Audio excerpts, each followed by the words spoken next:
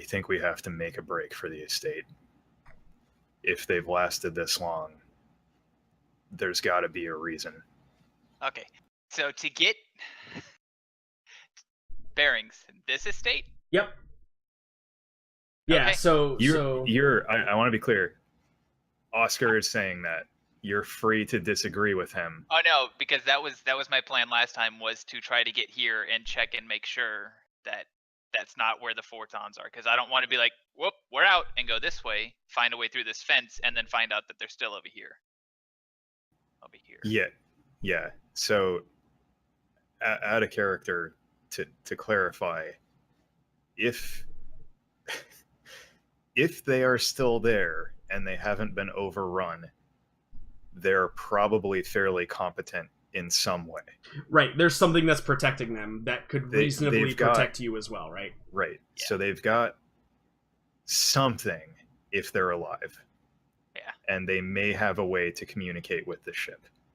Yeah. In the moment, Oscar's just saying, we should go.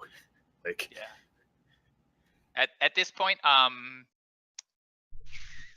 you'd probably see Fortune switching out his identification from like instead of having Claris badge on his shoulder, he probably now has a Westwind badge on his shoulder, because I don't want to be mistaken when we get to the Forton estate if they're still there. Right. Sure. At this point, it doesn't matter if they catch us. We're screwed. It doesn't matter what we have on.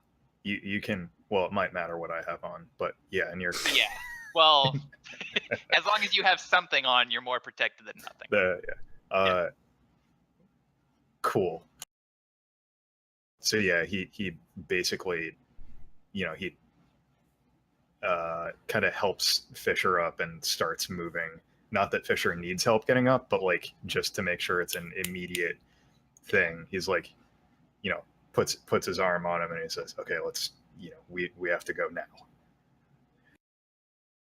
Yeah. So, get to the forest edge and just sprint. Yeah. Right? So is it mad dash, or is it the snipers through the brush? Right. Because there's probably like, I think I described it last time as there being like waist high grass in some points.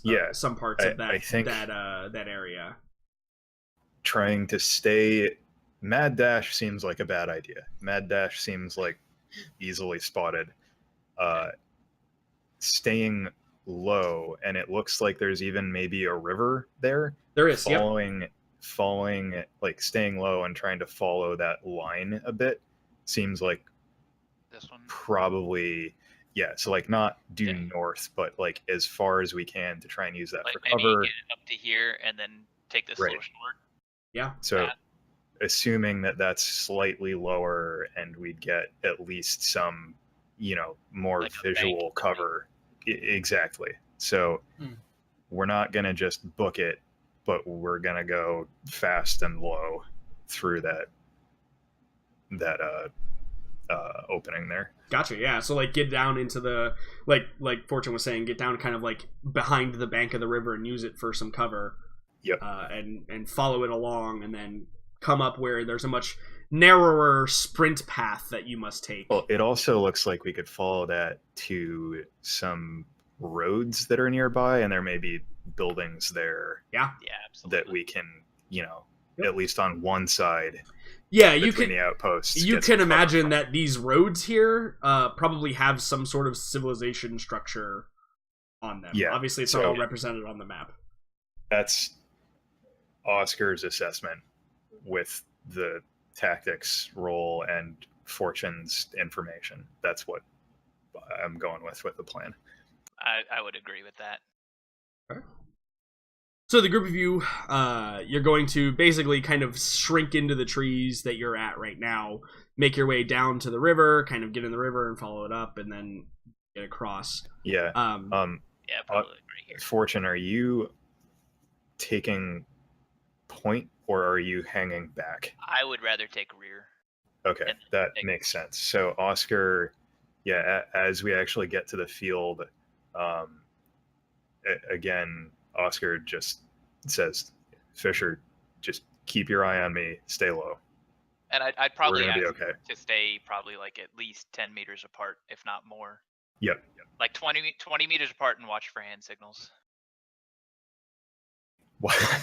Watch for body parts flying in front of Oscar is what you want. Yeah, I watch for hand signals, meaning hands flying that aren't attached to anything. Correct. Yeah. So that's great. You guys are you move through the jungle portion, and then you go to move through the river portion. And to abbreviate this, so we're not just making a whole bunch of seemingly wasting a whole bunch of time. Why don't Oscar, because you're taking point in the scenario, why don't you go ahead and roll me a tactics to move the small? I assume that's what the role you would have argued here anyway. But this one is going to be with well, I guess it'd be with wisdom still. To move, to know when to move, to know when to stop, that kind of thing. So why don't you make me another tactics check? I will not argue against wisdom, but Oscar's pretty well balanced now. That's true. That's a good point. So tactics, wisdom? Yeah, since you're taking point in this scenario. Okay. Yeah. A 10 is certainly enough to get you safely through the river portion, and so I think just to describe its kind of to exposition it a bit. We see, like, you know, you're moving through the banks of the river, and Oscar, you're big and massive, right, and like kind of clunky a little bit. So you have a good idea. If you can hide, then everybody else behind you will easily be able to hide. Mm-hmm. That's part of it, is that if someone spots him, Fisher and Fortune were to just get down and have Oscar go sprinting off and take the attention. Right. Or disappearing off. Yeah, vanishing in a poof. Yeah. So you use your well-equipped skills to navigate your crew through the river portion. Dr. Fisher, I want you to make me a roll here. What that roll is? Is it a mental effect save? I actually think what do I maybe we should give Fisher more credit. We don't know what. Actually, I won't make any more jokes at your expense.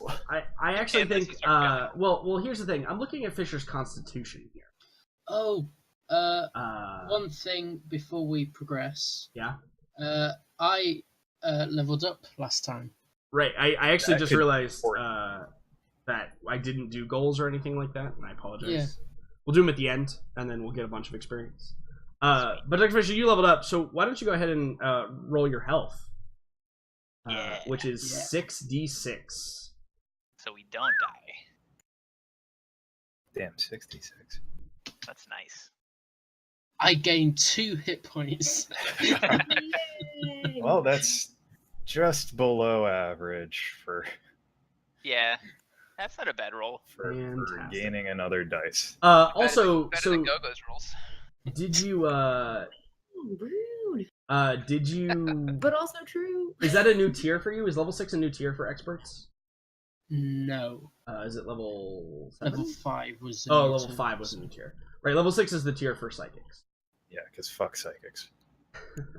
I mean, to be fair, you have the powers, like, unimaginably. I will be Dr. Manhattan. Yes, I accept the drawbacks. Can you go ahead and actually make me a physical save, though, please? Because this is a very physical thing that you're doing. It's not necessarily mentally draining. You had that already. But the act of moving like this, and you're not used to it. Oscar and Fortune are very used to this kind of maneuvering through terrain and all of that stuff. But I want you to make me a physical save. Well, and it's been stated, Fortune stays in peak physical condition. Right. Hey, The adrenaline is with that them. adrenaline. Good Yeah, Lord. exactly. Perhaps natural, perhaps synthetic and injected. Yeah, maybe you needed to pick me I up. don't know what he carries in his bag. At intermittent stages, you just see me injecting myself with stims. Yeah. But Fortune, I think that you recognize the fact that Dr. Fisher's handling this fairly well physically. Yeah. he's not doing a thing where he looks like a trapped squirrel, right?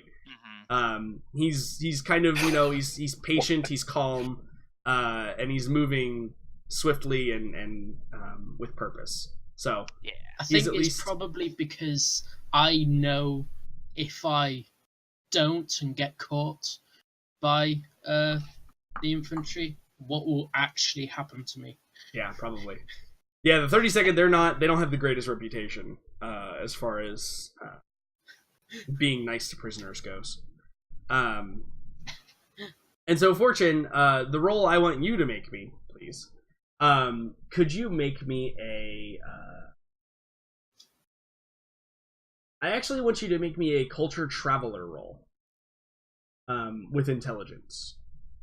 Because you're the one that's kind of looking out, but you've nailed perception. You can see almost everything, so I'm just going to use that. Yeah. I don't want you to roll that again, but I do want a culture traveler roll. Okay. So with a 5 here, essentially the role is to kind of identify like the type of town and what you know about the town and kind of the layout, because I'm sure those things are running through your mind, right? Like, okay, trying to plan a route. Yeah, how do the town normally set up their street systems? Like, what do I know about them? Fortunately, you're not able to recall a whole lot. The Ton and Claris are as far removed in the sector as you possibly can be. Mm-hmm. So you don't know a whole lot probably about the Ton culture specifically, or, in particular their social structure or how they design their cities. So as you're kind of moving through, you see that as you get closer to like the civilized part of it, where the buildings and stuff are, there appear to be quite a few buildings that they don't zone things like we do here in the real world, right? Typically, areas of cities and towns are zoned for commercial or residential or industrial. If you've ever played SimCity, you know what I'm talking about. But the Ton appear to have, and you can see it too as you get closer, like smokestacks. There's like industrial buildings that are next to shopping centers, and because you're kind of raised too in this grassy plains area, so you can kind of see down over the town that you're looking at.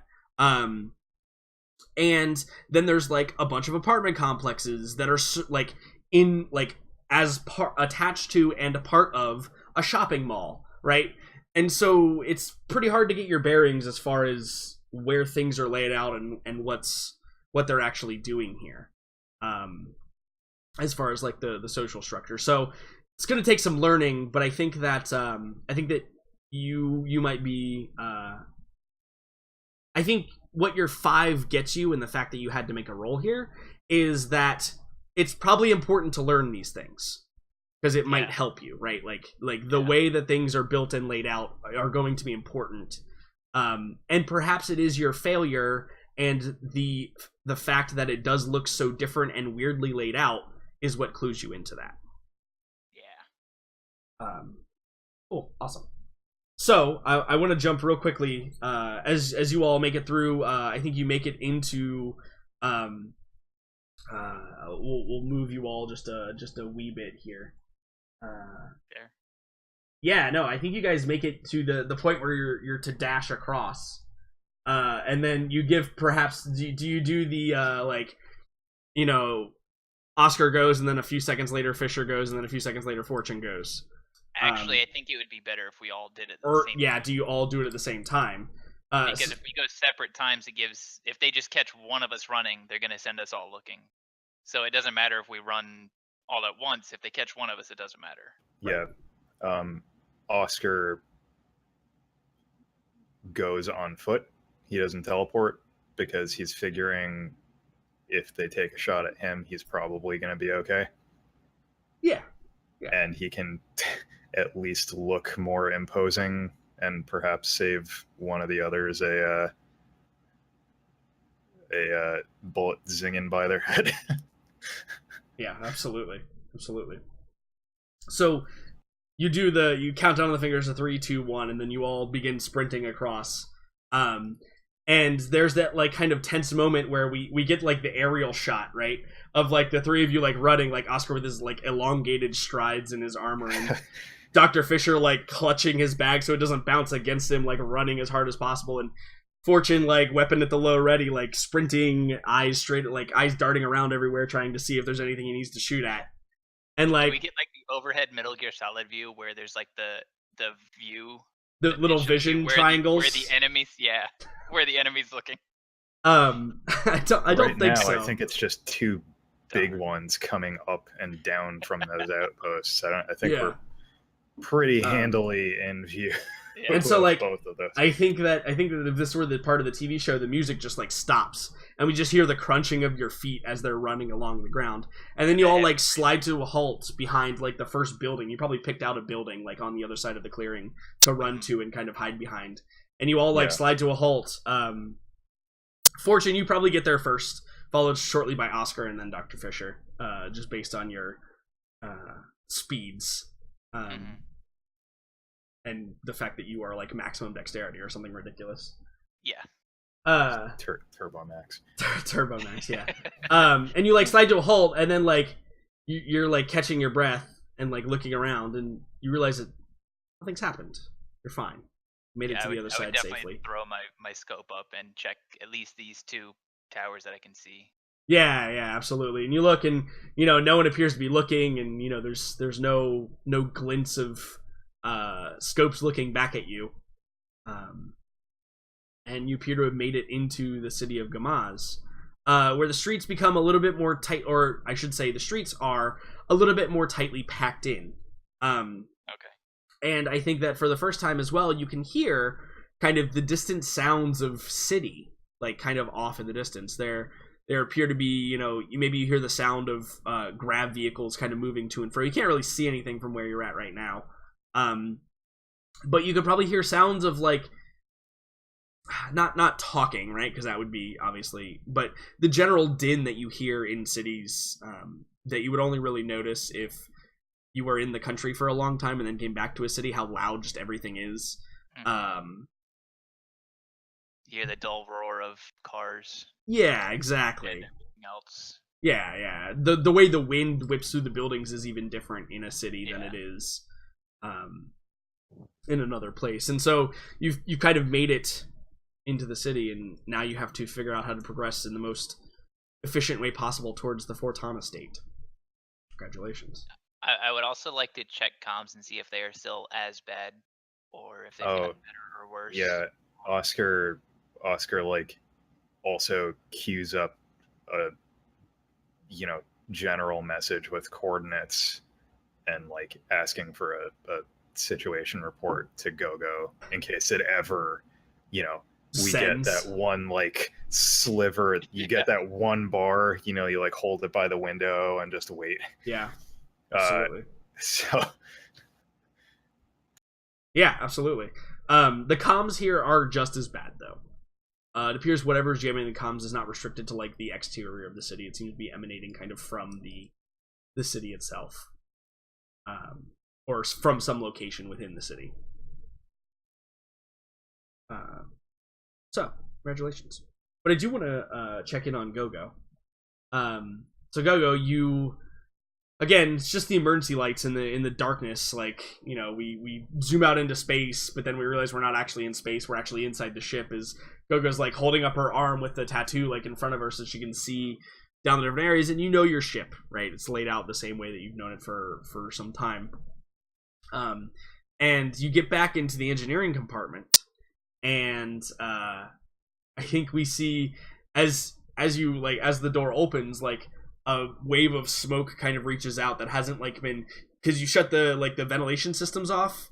It's just life support kind of pumping through, so there's kind of a bit of a smoke buildup that kind of comes out as the door opens, and you like cover your face, and you can see like Chan like squirting a fire extinguisher at like the remnants of some electrical fire that was going on. We see Oha, who has like torn part of her robe shirt off and is like tied it around her face like to cover her nose. And we see her like damping out little like sparks and electrical stuff with like a damp blanket that she's found. But neither of them look the worse for wear, at least at this point. I think Chan like looks at you and he's got like, his soot just like covers his face. He's got grease and like streak marks. His hair is like, there's probably like a bit of it that's singed off at this point. And you also notice that like as you walked in, Oha has like a flashlight that she's using, but she's also just like, kind of like holding it and dampening. Chan isn't using any sort of light whatsoever. And you see him, just kind of like walking around and spraying little fires out here and there. What do you do? So I think like like waving some of the dust and smoke out of her face. I think she'd just turn to Chan and first of all do a quick assessment of if he actually has something like horrible sticking out of him and he just doesn't notice because like that's what he would do. So I would just like kind of give him a once over quick. Why don't you roll me a tech med check with wisdom? Tech Chan check. Yeah, right.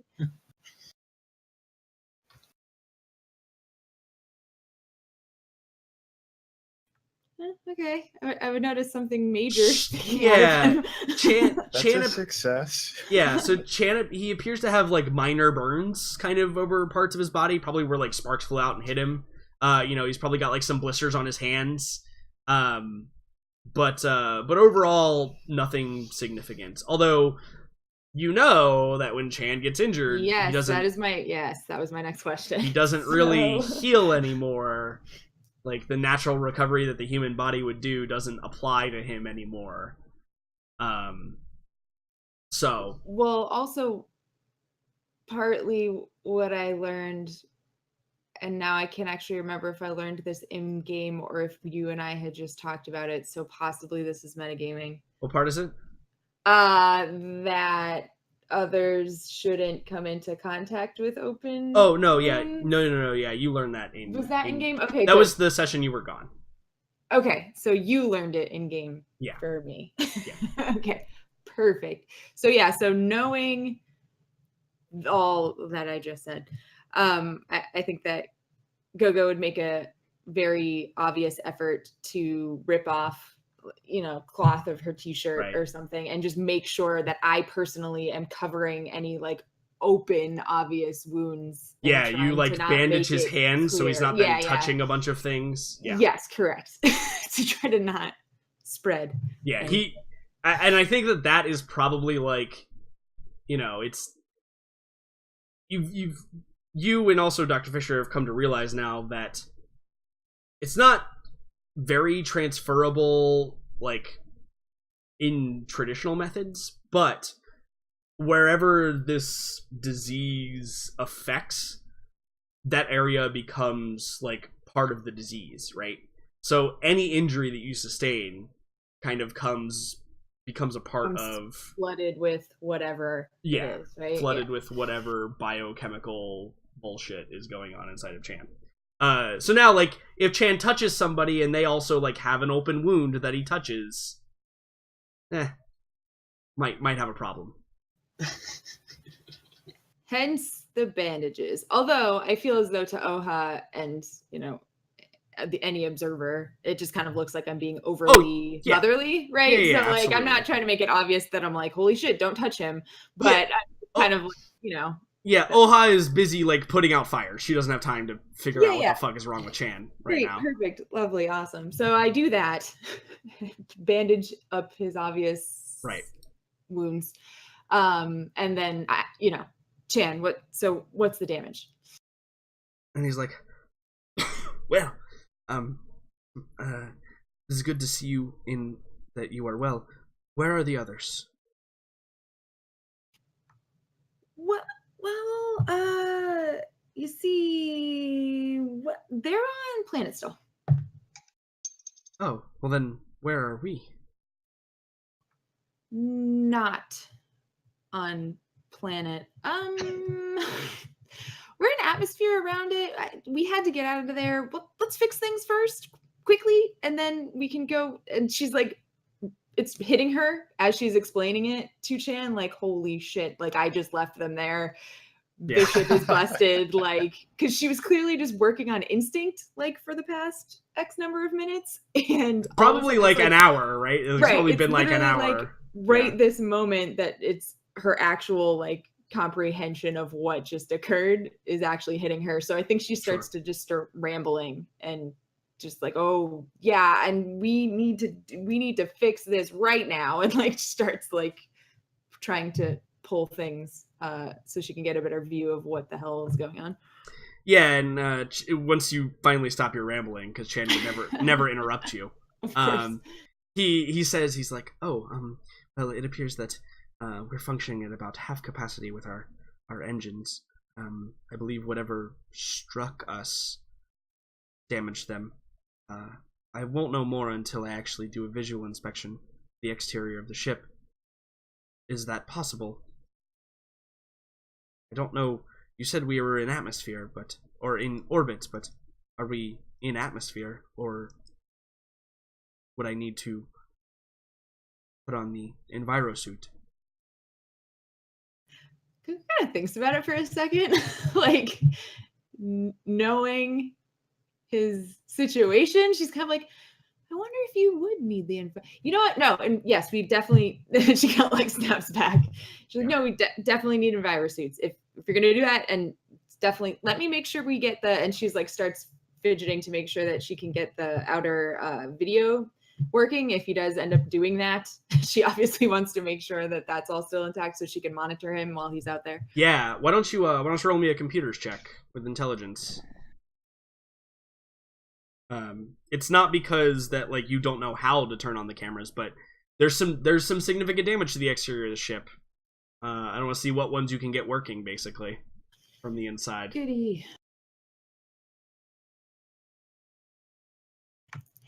Hey, with a -1? Yeah, so I think that there are definitely a couple, like especially the ones that are specifically around the rear of the ship, like the actual, probably there's one that looks like towards the rear of the ship. Those are all burnt out, but like around the landing area, around the ramp, around the like cockpit area, all of those are working and functioning perfectly fine. Some of them are like a bit staticky, but you know, you hit the computer hard enough and they I kick it with my boot. Fix themselves. Yeah, absolutely. Okay, cool. So yeah, I would just try to make sure that those are up and running if and when he does decide to go out and. Yeah. The only blind spot you really have is like back where you took all of the damage, which is obvious, right? That's what's gonna happen. Of course. So yeah, so Chan, he heads off to the airlock to suit up and go do an exploration of the exterior of the ship. Yeah, I think I would like take Oha. I would go back up to the cockpit, obviously, but I would hope that Oha would come with. Yeah, everything's pretty squared away in the engineering bay now. Good. I want to put her on our sensors, just so somebody is constantly checking to make sure nobody's sneaking up on us, as it were. Yeah, absolutely. I mean, I know we're hidden in air quotes, but if she's literally doing nothing else, that would be a really thing. You're hidden, but you're also a sitting duck, right? Like exactly. Like it's not even necessarily that somebody could come get you. It's that like a floating piece of debris might hit the ship. Right. Literally, that's anything that could sneak up or bump into. Yeah. Last thing you want is Chan like standing, like waving at you in the camera and then getting. Okay, can we not? Thanks. Thank you.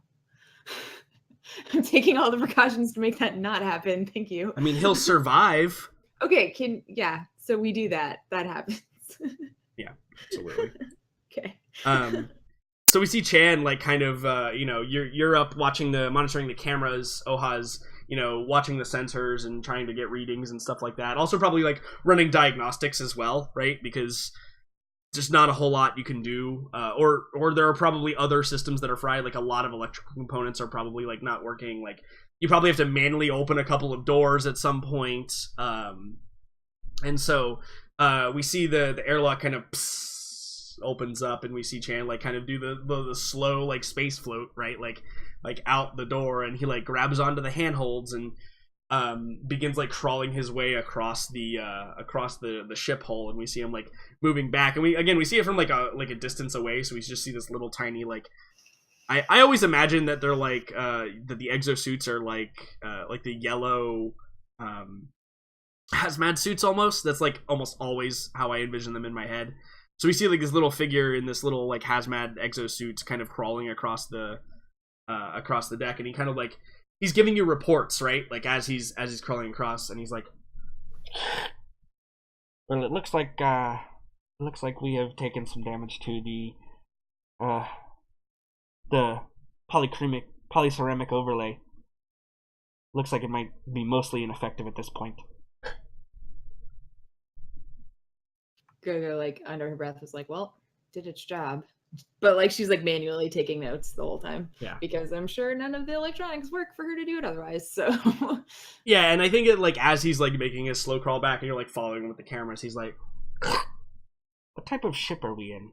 This seems like a strange place to be landed, or at least attached." I mean, from what I could tell in my very brief look, it seems like it was some jacked up Kuchera. I don't know. At this point, it's hiding us. That's all we need to know. Just make sure you get back in here quick, Chan, okay? Yeah, and he's like, yes, of course, but it looks like it still has some remnants of power. I can see some emergency lighting up in the roof area. And you see him like point up, and like you pan the camera up, and you can see like there's like flickering lights. Like it looks like some of the ship might still be powered. Chan, do you think we could get anything to help us fix some of this stuff? Meg, add a character. Think of Leviathan Wakes. Are you really? You don't know what you're. Man, don't even There's say gonna that. be like a cosmic Luckily, horror. Jordan's never read those books, even though I've know. recommended it to him 100 times. There's gonna be like a Stop drive core covered in flesh or something. So it's gonna be several brains in a jar that are running the friggin' ship. Do you want to know? Spoilers, by the way. Do you want to know what the scariest movie ever in my childhood was? It's The Sphere. So good luck. Anyway, I don't know if you've seen that movie, but it's pretty fantastic. I say this to Chan regardless of my character's fears. yeah, and I think that Chan's like, yes, I think that we could probably find something, but we won't know until we go look. They, like, surely nothing will go wrong. Continues crawling in his like slow space crawl back. And so he kind of like pans, he kind of like drops out of the camera range, and you probably see him like go over the engine that sticks out of the back, right? And he's like kind of like hanging there, and he comes over, Looks like we took a direct hit to this one. We'll be able to move around, but I wouldn't want to go into drive space with this.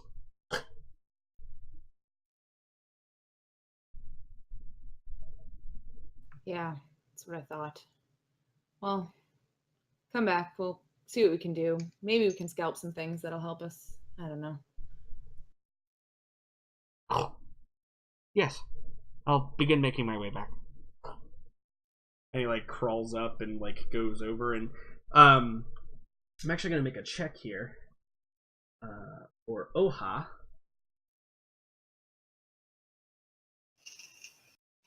There you are. Luckily, Oha's a very intelligent individual. She's not great at computers, but she's better than a pleb. Where is it? Jesus. Even I don't remember how to play Stars Without Number. Intelligence. Yeah, so Oha probably tells you, like, as you see Chan like come back up over the engine coil and like starts crawling back. Oha probably like she's like, well, I've confirmed what Chan was saying. It appears that there is still power running through the ship, although I can't tell if it's coming from the drive core or some other generator or external source. Don't recognize the ship schematics either. Won't be able to get a map or anything.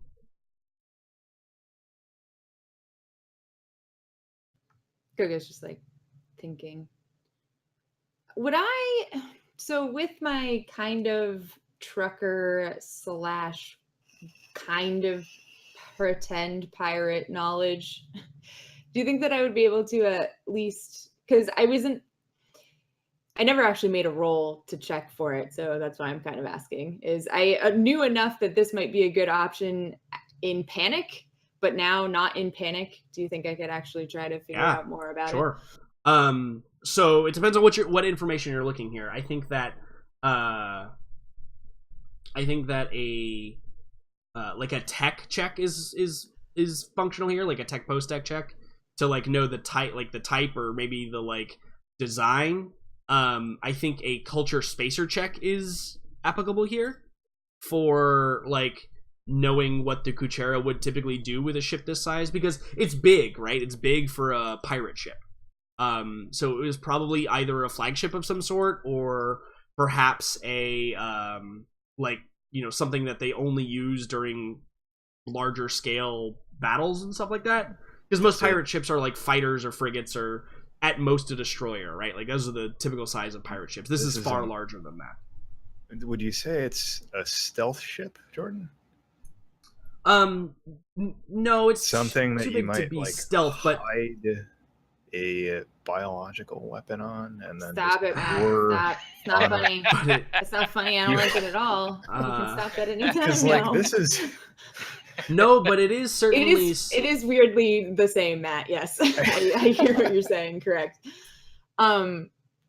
Okay, so I think knowing Gogo's wealth of knowledge, it would be far less in knowing about the Kuchera and far more in knowing about the type of ship. Okay, yeah. So even though I think the other one would be more useful, I don't actually think that she would know more about that. Yeah, and I lied. It's actually not post-tech. It's astronautics, obviously. Yeah, that's what I was going to ask, yeah. actually, because that doesn't really make sense. I forgot that was a skill, but yes, it's tech astronautics with intelligence here. Okay, yeah, because I'd want to know, like, layout and possible things that uses in terms of... Yeah, and even, like, on a basic success like on this kit. roll, you would, like, know maybe the base model, but not all the enhancements or anything like that, because, again, you haven't got a great vantage on it either, so... Okay, yeah, sure.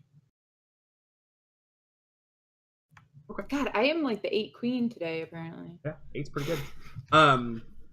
So I think that you take down, or you take notice of the fact that, and again, remember, it's like split in two, and you can see like busted, you can see that where it is kind of pulled apart was obviously like just failing of the structure, like the superstructure of the ship. The damage to it there's probably like one big perhaps damage point to it at some point that it then just ended up collapsing in and on itself and pulling apart. You also know that most of this debris that is surrounding the planet, and this is just kind of a general knowledge note, will eventually they're probably all in degrading orbits, right? Like eventually all of these pieces will fall to the planet and probably cause a lot more problems than the entire war itself. But that's neither here nor there. But I think that, like, observing the size and the state of the ship, I said it was a cruiser previously, and I think that you recognize it as being a pretty standard older model Westwind variant. So Westwind designed ships this large for really only two reasons. One, so that they can have larger fighting ships, and two, so that there's like super freighters that can be that can transport like literal planets of people. Well, not that much obviously, but like like colony ships, right? Like that's something that can go and be, you know, take an entire year's worth of supplies somewhere, as opposed to like the small frigate that you guys have, which is like very specific small items or like a week's supply or something like that. And I think that you recognize that kind of floating out in space, you can see a lot of the debris that it doesn't belong to the ship, but I think you do see some debris that you feel to believe that is part of the ship. And a lot of it looks almost like kind of that colony ship troop transporty style of ship. I think that the other thing you notice very, very interestingly enough is this cruiser actually has, and this is probably like the notable thing about it, it has atmospheric configuration on the ship, which for a ship this size is unheard of. It's far too large to be landing in any normal spaceport or space yard. You know, these are the ships they build in space and they never leave space ever.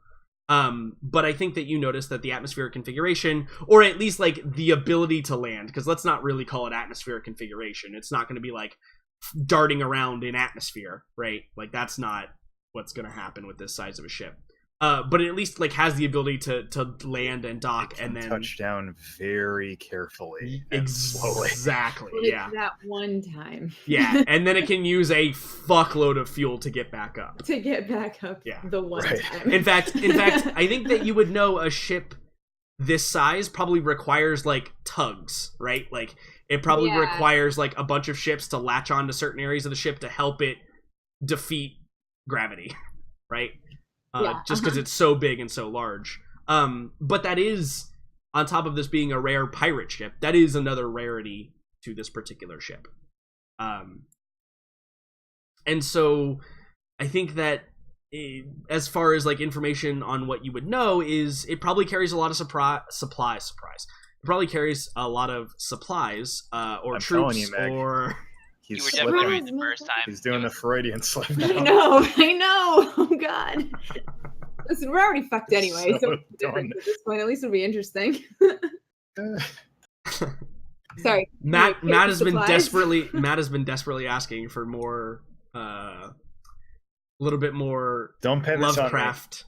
A little bit more Can we Lovecraft. not make it on my ship? Can you give it to them when they get to the estate, please? Like, come on. They have their own thing to deal with. Don't worry.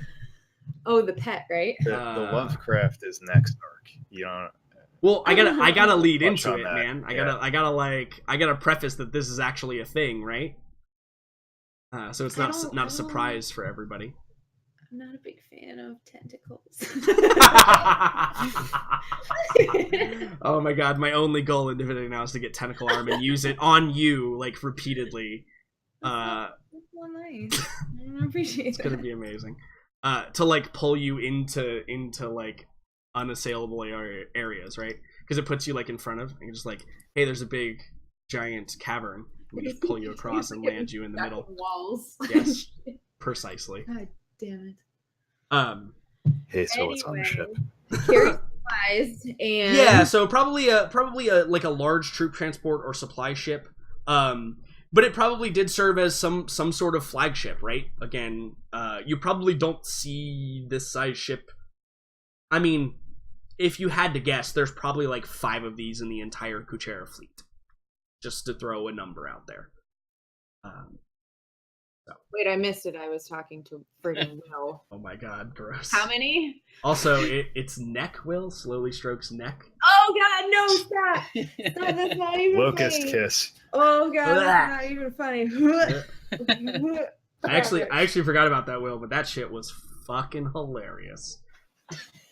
Oh my god, I don't know if anybody here was there for that, but that maybe I was watching. Yeah, had chills. That was so gross. Anyway, so how many of these types? There's probably like did I estimate 5 maybe in the entire Kuchera fleet. This being one of them, so like 4 so now there's 4 minus this. Yeah, one. right. 4.5. Yeah, correct. Yes. So whatever this was, it was like pretty significant that it's damaged and destroyed. Because like the other thing is, and this is actually a rule that I recently read because I was reviewing how to blow up a ship. Just so you guys are aware, anything larger than a fighter, when it reaches 0 hit points, in air quotes, when it reaches 0 hit points, it actually specifically says that you have time to like power it down, and it doesn't just explode. The fact that this one just exploded is significant. Yeah, that's worrisome. for a lot of reasons. They either went down fighting or got totally blindsided. Yeah, right, exactly. Mm-hmm.